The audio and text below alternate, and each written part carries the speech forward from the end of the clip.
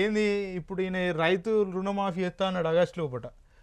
భూమి రేట్ల పెంపు తేనె పూసిన కత్తి, వాల్యుయేషన్ పెంపుతో డబుల్ కానున్న రిజిస్ట్రేషన్ ఛార్జీలు, భూమి ధర పెంపు అంటూ జనాలను తప్పుదోవ పెరిగే రిజిస్ట్రేషన్ ఛార్జీలను దాస్తున్న రాష్ట్ర సర్కార్, రేవంత్ సర్కార్ ఆదాయం పెంచుకునే మార్గం, సర్కారు ప్రయోజనాలతో సామాన్యుడి జేబుకి చిల్లు. ఇక్కడ ఏంటంటే తెలంగాణ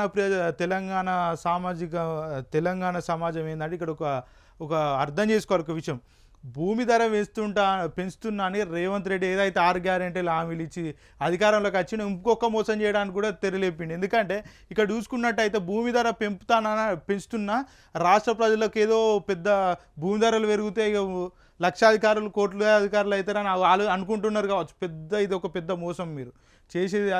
ఇది మీరు మోసపోతున్నారని అర్థం చేసుకోవాలి. ఎందుకంటే ఇక చూసుకున్నట్టయితే గతంలో ఏంటంటే 6 గ్యారెంటీల పేరు చెప్పి పెద్ద ముచ్చటి చెప్పారు. ఇప్పుడు 6 గ్యారెంటీలలో ఒక్క గ్యారెంటీ అయింది అనుకోవచ్చు. మిగతా ఇవి కూడా ఇప్పటివరకు పూర్తి మొత్తంలో కాలే, మళ్ళీ ఒక మోసంతో వస్తున్నాడు.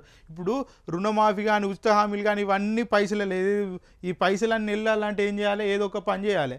ఏది ఇంట్లో నుంచి అయితే తెచ్చిపెట్టాడు, ఖచ్చితంగా ఇంట్లో నుంచి అయితే తెచ్చిపెట్టాడు. మొత్తానికైతే ప్రభుత్వం సొమ్ము ఏ విధంగా ఏది మన ఎట్లా మూట కట్టాలి, ఏం చేయాలి, ఆర్ఆర్ ట్యాక్స్లు ఎట్లా రావాలి, ఇవన్నీ రావాలి. మళ్ళీ ఇటు కేంద్రానికి పంపించాలి, అటు వీళ్ళ ఏఐసీసీకో దేనికో పంపించుకోవాలి కావచ్చు, అది మనకు కూడా తెలియదు.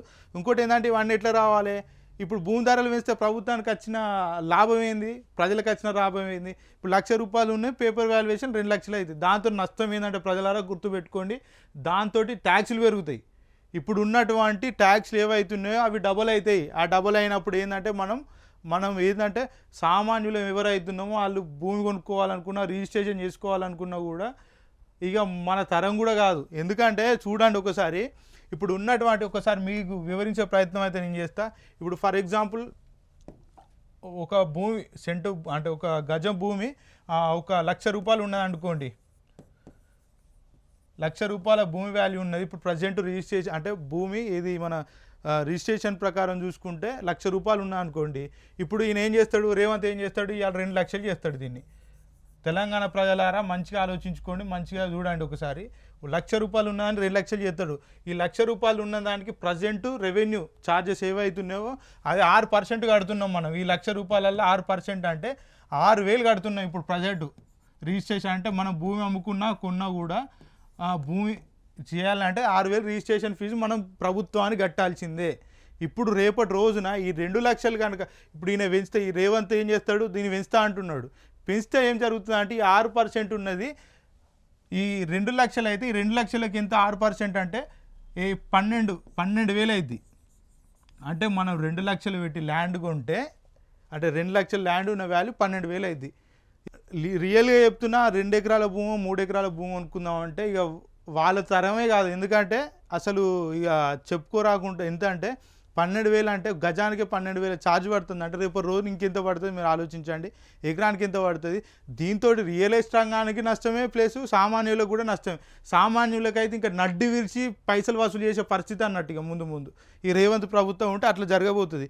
దీన్ని కప్పిపుచ్చి ఏదైతే ఈ రెవెన్యూ ఛార్జీలు ఏవైతే రిజిస్ట్రేషన్ ఛార్జీలు ఏవి ఉన్నాయో ఆ రిజిస్ట్రేషన్లను కప్పిపుచ్చి ఏదైతే ప్రజలకు ఏం చెప్తున్నాడు, ఛార్జీలు అంటే భూమి వాల్యూలు పెంచుతామంటున్నాడు, అయితే డబుల్ చేస్తామంటున్నాడు. డబుల్ వాల్యూ చేస్తే నష్టం ఏమున్నది? ఇప్పుడు ఊర్లలో ఎకరం భూమికి అంటే ఫర్ ఎగ్జాంపుల్ ఒక 10 లక్షలు ఉన్నాయనుకోండి, గవర్నమెంట్ చూపెడితే 10 లక్షలు ఉన్నప్పుడు ఇప్పుడు దానికి వెనక ట్యాక్సుల గురించి ఆలోచించండి. మీరు ఇప్పుడు ఈ ట్యాక్స్ కూడా మీరు డబుల్ కట్టాల్సి వస్తుంది కదా. ఏదైతే ఛార్జీలు అవి కూడా డబుల్ కట్టాల్సి వస్తుంది కదా.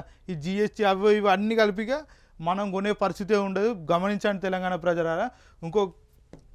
ఇది మాత్రం తెగల ప్రచారం చేసుకుంటుంది. ఇది కూడా ఒక గ్యారంటీ లాంటి ప్రకటే అన్న విషయం ఈ వార్త పూర్తిగా చదివాక అర్థమవుతుంది. భూముల రేట్లు సామాన్యుడికి లాభమే కదా అనుకుంటున్నారా? అయితే మీరు పప్పులో కాలేసినట్టేగా అర్థమైపోతుంది. ఇదంతా రేవంత్ ప్రభుత్వం ప్రజలనెత్తిన పన్నుల భారం మోపే వ్యవహారం. రిజిస్ట్రేషన్ ఛార్జీలు పెంచితే ప్రజల నుంచి వ్యతిరేకత వస్తుంది కాబట్టి భూమిలో మార్కెట్ వాల్యూను పెంచితే ఆటోమేటిక్గా రిజిస్ట్రేషన్ ఛార్జీలు గతంలో కంటే ఎక్కువ అవుతాయి.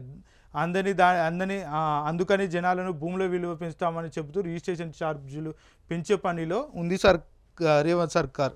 ఇక్కడ ఒక క్లారిటీగా అర్థమవుతుంది ఏంటంటే భూముల మార్కెట్ వాల్యూ పెంచితే ఆటోమేటిక్గా రిజిస్ట్రేషన్ ఛార్జీలు పెరుగుతాయని చెప్తున్నాడు ఇక్కడ.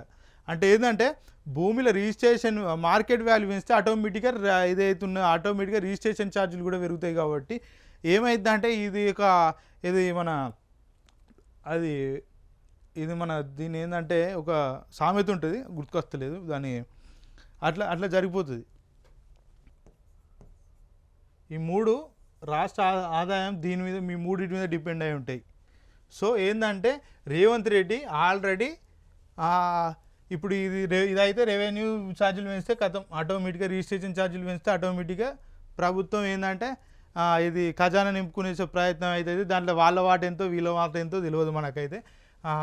ఇంకోటి ఏంటంటే ఈ ఎక్సైజ్ ఉందా ఆల్రెడీ మొన్న చెప్పిండు మద్యం లాస్ట్ సంవత్సరం మద్యం అమ్మకాలు తక్కువ ఉన్నాయి, దాన్ని ఎట్లనన్నా ఏదైతే సమీక్ష సమావేశం చేసి అధికారులతో చెప్పిండు లాస్ట్ సంవత్సరం ఎందుకు తక్కువ పోయినాయి మందు అమ్మకాలు, ఇప్పుడు ఎందుకు దానికి మీరు ఖచ్చితంగా అమ్మకాలు ఎక్కువ జరగాలని ఇండైరెక్ట్గా చెప్పకనే చెప్పిండు. అదైతే క్లారిటీగా అర్థమైంది.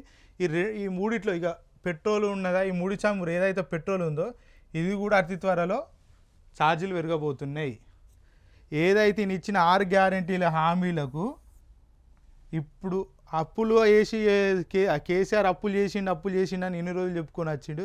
ఇప్పుడు రేవంత్ చేసి అప్పులు చూసుకుంటే చాలా పెద్ద మొత్తంలో ఉండబోతున్నాయని విశ్లేషకులు చెప్తున్నారు. ఇది చూసి అర్థం చేసుకోండి తెలంగాణ ప్రజలారా. ఎందుకంటే చాలా వరకు తెలంగాణ రాష్ట్రం ఏంటంటే బడ్జెట్ ఎంత వృధాగా ఖర్చు పెట్టబోతున్నారు, ఎంత ఆదాయం అంటే ఏ రకంగా ఆదాయాలు సంపాదించబోతున్నారు అని అయితే మనకి ఇక్కడ క్లారిటీగా అర్థమవుతుంది.